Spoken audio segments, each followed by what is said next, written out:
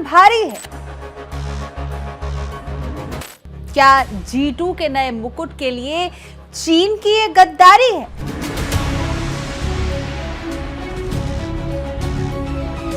या फिर ट्रंप के इस बड़े दावे में छिपी कोई कूटनीतिक चिंगारी है?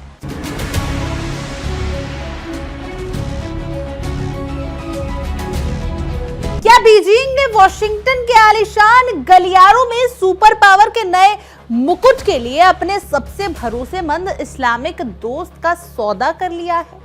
एक तरफ ईरान ने हॉर्मुज में चीनी जहाजों को रास्ता देकर दोस्ती निभाई है, तो दूसरी तरफ ट्रंप ने दावा कर दिया है कि शी जिनपिंग अब ईरान को हथियार नहीं देंगे। क्या चीन ने वाकई ही ईरान की पीठ में खंजर घोंपा है या ये ट्रंप का कोई नया कूटनीतिक स्टंट है? आइए समझते हैं इस G2 यानी ग्रुप ऑफ 2 युग के आगाज और महाशक्तियों के उस खतरनाक मेल की पूरी इनसाइड स्टोरी को, जिसने भारत से लेकर यूरोप तक की नींदें उड़ा रखी हैं। नमस्कार, मैं भावना सुखीजा और आप देख रहे हैं इंडिया डेली का खास शो विश्व युद्ध।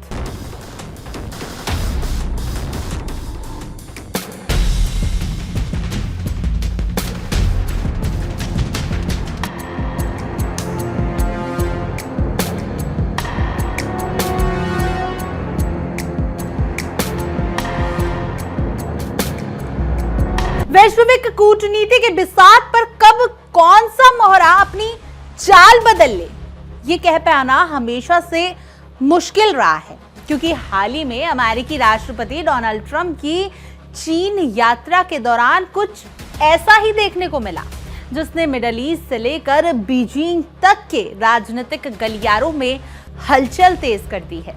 ईरान, जो अब तक चीन को अपना सबसे पक्का और भरोसेमंद राजनीतिक साझेदार मानता रहा था, उसके लिए स्थितियां अचानक बदलती दिख रही हैं। क्योंकि एक तरफ जहां ईरान ने संकट के इस दौर में बीजिंग के लिए अपनी बाहें फैलाते हुए व्यापार का बड़ा रास्ता साफ किया, वहीं दूसरी तरफ ट्रंप के एक सनसनीखेज दावे ने इस दोस्ती के बीच एक बड़ा सस्पेंस खड़ा कर दिया।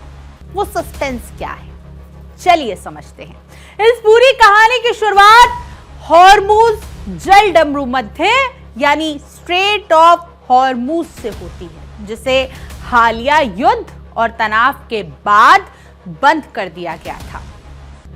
दुनिया के इस सबसे अहम तेल मार्ग पर जब पूरी दुनिया की निगाहें टिकी थी, तब ईरान ने चीनी जहाजों को बड़ी राहत दी थी। ईरानी मीडिया के अनुसार तेहरान ने ईरानी प्रतिबंध प्रोटोकॉल के तहत करीब 30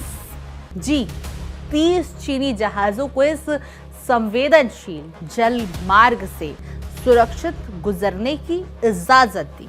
खुद ईरान के विदेश मंत्री अब्बास अराक्ची ने भी साफ कर दिया कि यह रास्ता सभी जहाजों के लिए खुला है, बशर्त वो ईरान के तय नियमों का पूरी तरीके से पालन करे।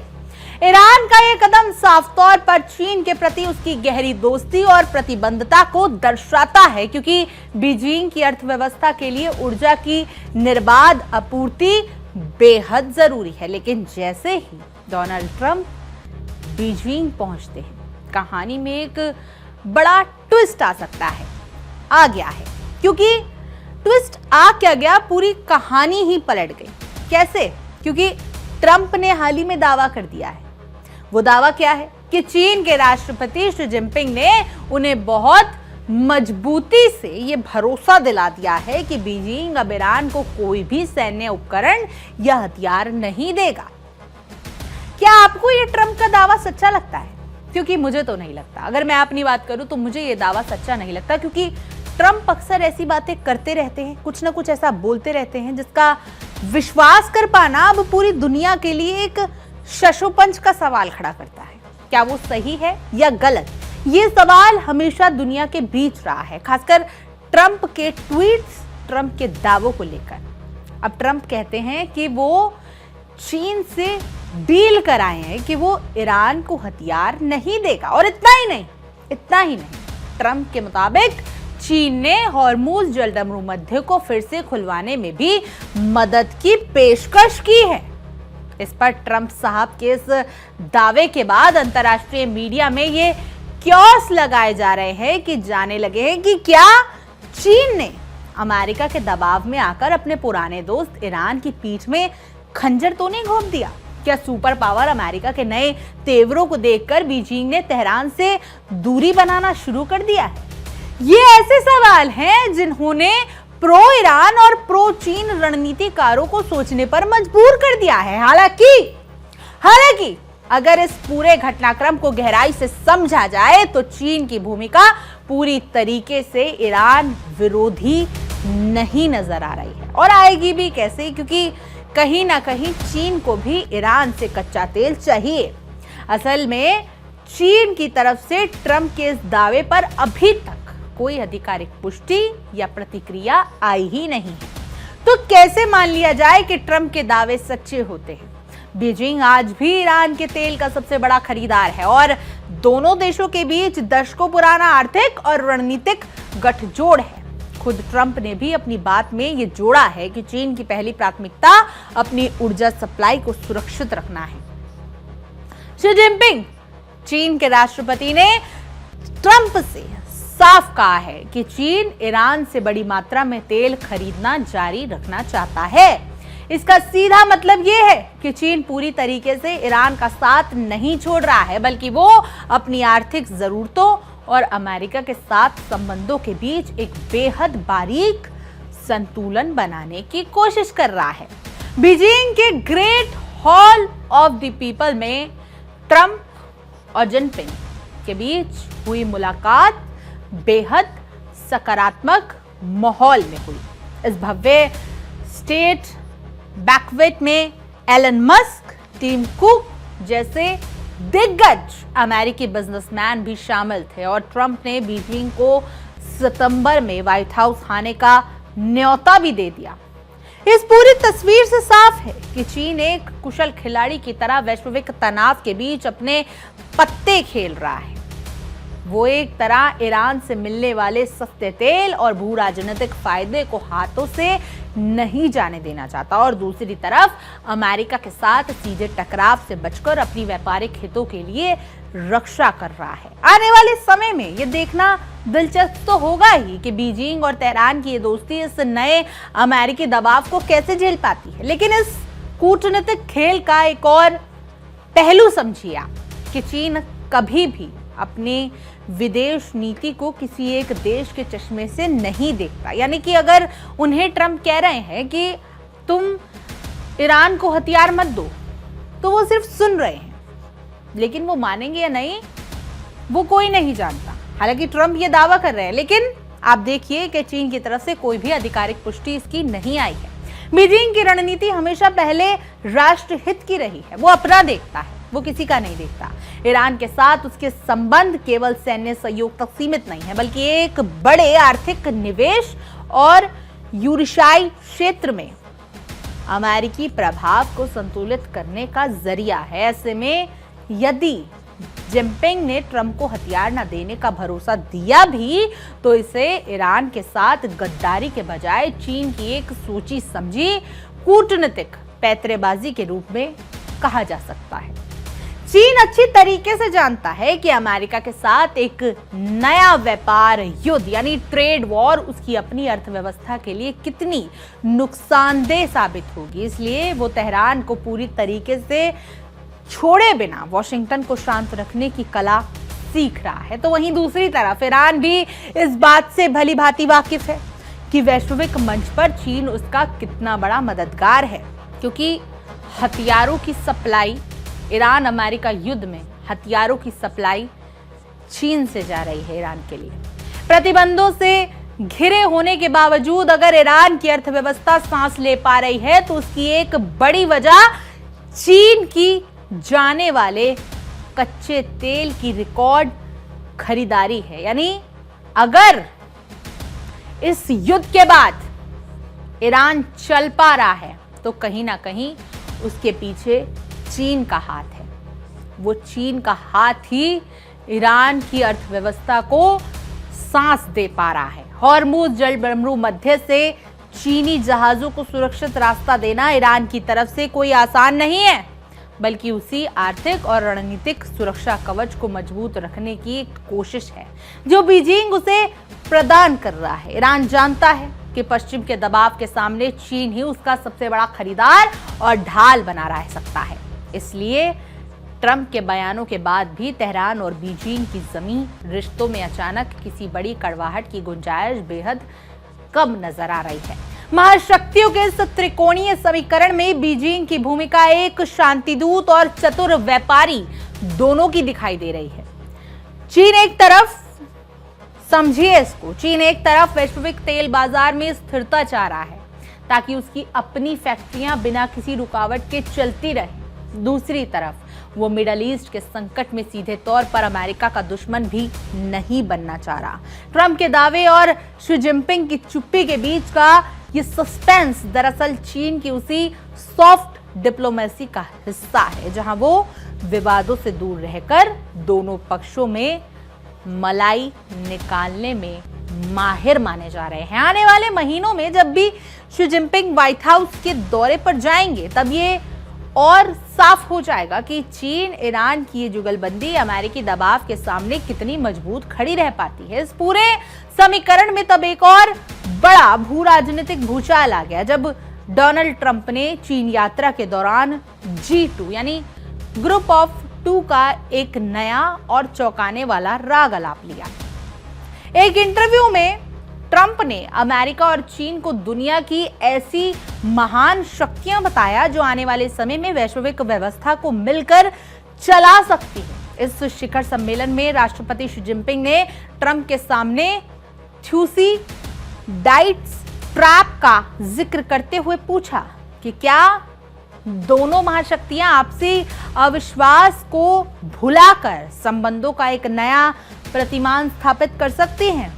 ट्रंप का ये G2 वाला दाव और शी जिनपिंग की ये कूटनीतिक चाल सीधे तौर पर ईरान और भारत जैसे देशों के लिए एक नया संदेश हो सकता है। चीन जो कल तक खुद को ग्लोबल साउथ और ईरान जैसे सहयोगियों का मसीहा बता रहा था, वो अब अमेरिका के साथ मिलकर दुनिया पर राज करने के G2 वाले सपने में साझीदार बनता दिख रहा है। इस G2 व्यवस्था के उभरने की आहट ने तेहरान तक चिंता की लकीर खींच दी है। विशेषकर भारत जो खुद को ग्लोबल साउथ की बुलंद आवाज और एक उभरती हुई वैश्विक महाशक्ति के रूप में स्थापित कर रहा है, उसके लिए अमेरिका और चीन की ये रणनीतिक नजदीकी एक बड़ी चुनौती बन सकती है। कूटनीतिक विशेषज्ञों का मानना है कि यदि वॉशिंगटन और बीजिंग की बीच कोई बड़ा समझौता होता है तो दुनिया भर की पूंजी और टेक्निक इन दो देशों यानी चीन अमेरिका की तरफ मुड़ जाएंगी, जिससे भारत और ब्रिक्स जैसे देशों के आर्थिक हितों को भारी चोट पहुंच सकती है। ईरान भी इस बात को बाखूबी समझ रहा है कि यदि चीन अमेरिका के साथ मिलकर वैश्विक वर्चस्व साझा करने की राह पर आगे बढ़ता है तो बीजिंग के लिए वॉशिंगटन को खुश रखना ज्यादा जरूरी हो जाएगा और ऐसे में वो ईरान पर लगे अमेरिकी प्रतिबंधों के सामने पूरी तरीके से झुकने पर मजबूर हो सकता है।